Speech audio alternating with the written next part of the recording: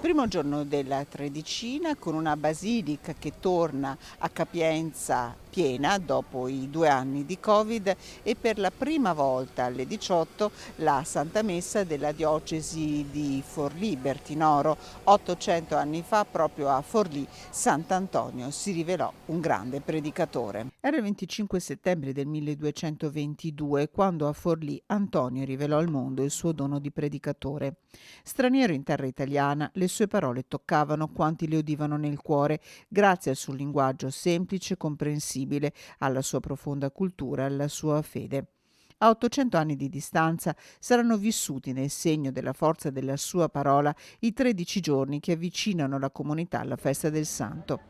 In Basilica tornano i pellegrinaggi delle diocesi del Veneto, ma non solo, tornano numerosi i fedeli. Nello scorso fine settimana 6.550 i passaggi nella Cappella delle Reliquie, numeri che danno il segno di un ritorno alla normalità. Il momento più atteso, la processione della statua di Antonio lungo le vie della città il 13 giugno. È una cosa meravigliosa e si ritorna alla tradizione che da sempre Sant'Antonio il 13 giugno a Padova viene celebrato con una processione all'aperto per le vie del centro, quindi va benissimo, è una bella cosa. Ma lei l'ha vista in elicottero in televisione Certo, è suggestivo, suggestivo. anche l'anno scorso quando è andato? Sì, sì, bellissimo. Nei 2 anni di pandemia il santo non si è mai allontanato dalla sua gente. Le sue reliquie hanno sorvolato le terre venete nei luoghi simbolo del Covid sull'elicottero nel 2020.